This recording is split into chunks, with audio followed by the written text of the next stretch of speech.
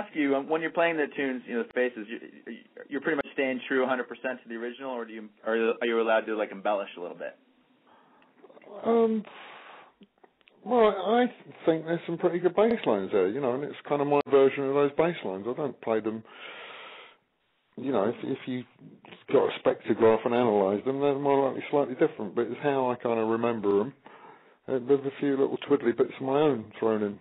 But, if it ain't broke, don't fix it. There's some pretty good bass lines there, so I'm quite happy just... and that's what makes it sound like the Faces. If you play something totally different, it's not going to be the Faces. That's right. Yeah, Ronnie Lane was one of the best. So. Yeah. Now, the Philistines now you've done a lot of different projects over the years. Is Philistines sort of going to be an ongoing thing for all new? I'd like it to be.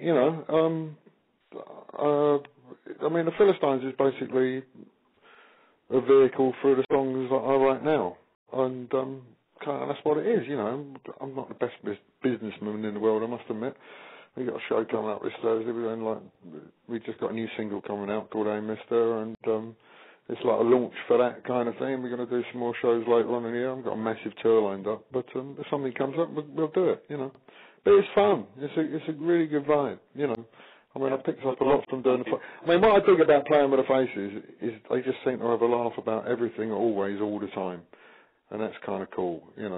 I've done my. Everybody love me, a miserable kind of bit, teenage angst.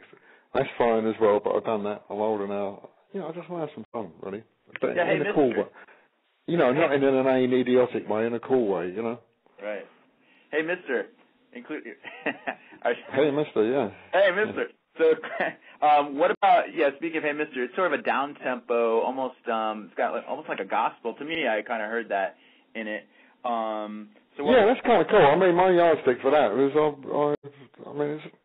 it's my version of a bluesy kind of song, and but I dig All the Young Dudes, and I also dig Joe Cocker's version of With a Little Help from My Friends. So it's got, if you know that when you're listening to it, it's got a bit of that in it, somehow. Oh yeah.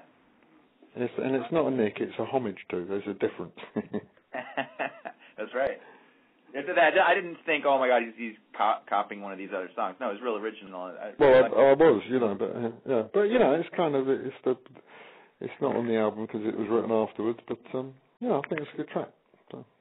I know that's Jeff's favorite on your new from your new recordings. Mine actually is the single "Born Running." I think is your main tune, right? Yeah, that's the title track of the album. Yeah. That's yeah. That's. Yeah, go ahead. And when Rick mentioned that he heard a little bit of the gospel in there, and you talked about the blues, I got a big smile on my face when you mentioned All the Young Dudes, because first time I listened to it, it's like I hear a little bit of that in there as well. Well, you're supposed to, so that's kind of cool, But in fact, I've got a couple of shows. We're going to be going to New York in September, and we're going to open up for Ian Hunter. So the wheel turns full circle, and I've got some chick Carol backing singers on it, and one of them is Tracy Hunter. Yeah, Tracy Hunter. That's Ian Hunter's daughter, right? She's in your band. It's Ian Hunter's daughter, and I've also got Maggie Ronson, Mick's sister, is in the band, and a girl called Elizabeth Westwood, an American girl who's married to James, a guitarist, who was in a band called Westworld. And it's a kind of a loose thing, and when there's enough money for us to all go and do it, we all go and do it, and when there isn't, we go and do we're a four-piece rock band, So. It's a move, but just not precious about anything, You want to do that? All right, come on, let's go and do it. We'll have a laugh, But they're all good singers and they're all friends, and I kind of like those people being involved because it's a link to what I dug beforehand, And I met Maggie because when I did the Rich Kids, Mick Ronson produced a band, I met him there. He was a great guy. He's a real laugh, and he's fantastic talent. And I didn't know that. I didn't know. Mick Ronson produced. That's Mick, of course, from Spiders from Mars, Iggy Pop, and all that. But wow, that's. And that Transformer album, he co-produced that. Did all the strings for Walk on the Wild Side. I didn't know that. That's wild. That's cool. So you're going to ask something? Well, actually, I was going to sort of throw a little note in there for all the BassGuitar.com listeners. with the interview, we will be posting links to the Hey Mr. song and several other tracks, so you guys can check that out as well. Sounds good to me. Good man. I was reading one time you came to the States, actually, in New York, and you were backstage, and you were hanging out with Iggy Pop, I guess, and then you saw Debbie Harry backstage. And she was but I was playing, the first time I came to the States, I was playing with Iggy in 1979, and we did the tour, did a coast-to-coast tour, and we played, I think one of my all-time favourite gigs I've done is playing with Iggy, and we played at the Palladium in New York, and it was Halloween night, and the whole audience was in fancy dress, Halloween costume. The Cramp supported us, and backstage was Debbie Harry dressed as a witch. So that was a good start to America, you know, for a bloke from the Hour Road in London. Oh man, definitely. Speaking of which, you're from London. So are we talking Fulham, Arsenal, or are you? No, not Arsenal. I'm from a place called the Harrow Road, which runs from Paddington to Harrow. It's near Portobello Roadway, Ladbroke Grove. It's very hip. Mick Jones had a song on one of his albums called Harrow Road. So there you go. You know. So are you a Spurs supporter then, or? No, I'm a Queen's Park Rangers supporter. And Queen's Park Rangers are from a place called Queen's Park, which is part of the Harrow Road. So, yeah, you got to know your London geography, really. But I'm a West London boy. That's cool. And other famous Patagonians, so who do you identify most with? Prince Harry? Famous Patagonians? Why Patagonians? I made that up. I don't know. People from Paddington? Oh, no, Paddingtonians. Patagonians in South America. You nitwit. I mispronounced it. Paddingtonians it is, yeah. Paddingtonians, right. Prince Harry? Yeah, I think they might have been born there, yeah. No, it's in the Elvis same hospital. Costello? Yeah. And Joe Cole. Joe Cole. Well, there you go, yeah.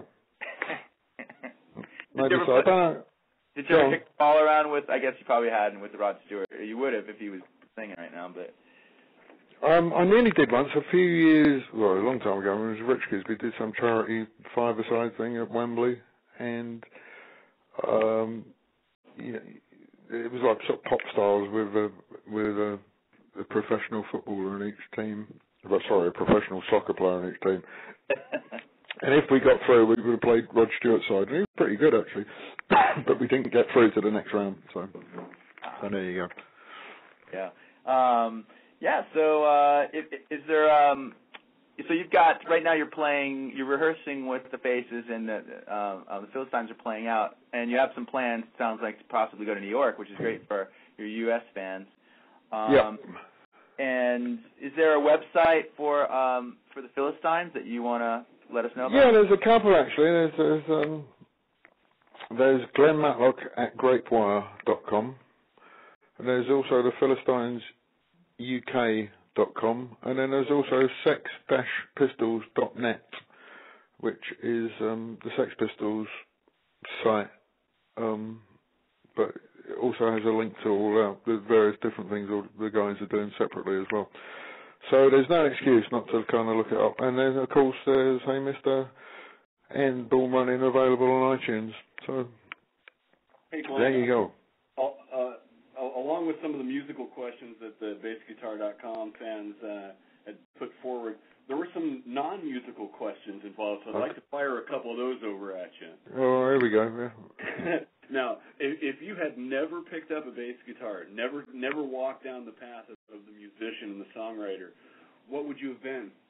Well, actually, before I joined the Pistols, or took the Pistols seriously, I was at art school, and I got in to do a degree in fine art painting. Now, whether I was any good, I don't know, but I got in. But in the summer holidays, I decided not to go and join a rock and roll band, but I'm not likely to pursue that. Whether I'll still be doing it 30 years later is another matter. That's a possibility. Another question was, prior to taking the stage for a performance, do you have any rituals or routines that you like to go through prior to playing for the event? Yeah, I always like to be the last one to relieve my bladder. Nice. And if somebody goes after me, I have to try and go again. But that's these days. A long time ago, it was very different. But I'm a bit more clean living these days. So there you go. That's great. That's great. Well, Glenn, on that note, that high note there, or that low note, bass note, yeah. Bass note, B-A-S-E, right? See, look, what a good pun. Bass note, yeah. Yeah. We'd like to. We really appreciate you taking the time with us today, and maybe next time. My pleasure. Maybe we could see you in New York and get a real video interview with you or something. Yeah, I hope so. Where are you guys based? We're in sunny Boca Raton, Florida, actually. Right. Well, if you ever want to, you ever want to come down and catch some rays and play some gigs down here, we got plenty of cool rock clubs. Yeah. Okay. I did actually play there a couple of years back now. I did a little acoustic thing at the Art Basel thing in Miami. All right. It was kind of funny. This guy, I was bending down tuning my guitar up, and the guy said, "Hey man, there's Steve here." And there's a guy who'd been on before me called Steve, and I said, "Yeah, he's over there." So I saw his legs walking off, and I was still tuning up my guitar. And a minute or two later, his legs came back, and he said, "No man, Steve." I said, "Yeah, Steve's over there." And he said, "No, Steve Jones from the Sex Pistols." And I thought, "Hang on, who's this?" And I looked up, and it was John McEnroe. I said, "The only bloke here from the Sex Pistols is me." And he went, "Oh shit, man, Steve's my friend." And I said, "Well, sorry to let you down, but there you go." Well, John's the guitar player, as you know, so. Well, yeah. Yeah, maybe he wanted to jam with you or something. Maybe next time. That's fantastic. Hey, well, Glenn, it's really been a pleasure. I really appreciate it. It's not every day you get to talk to, one of your heroes, and I'm a bass player going way back. The first thing I ever did, and so one of the first tunes that I learned were one of your tunes. So. Oh, which one was that one? Well, God Save the Queen, man. Oh, okay. Well, there you go. Good. And Anarchy, we covered 3 of the songs, and the Ramones we were playing back in the day, and all the good stuff. But you're an influence, to a lot of musicians, and also you guys influence pop culture in general. So, it would seem that way, yes. Yeah. How wacky is that? Yeah. Good. I, for one, Glenn, am really looking forward to hearing more and more music from the Philistines in the future.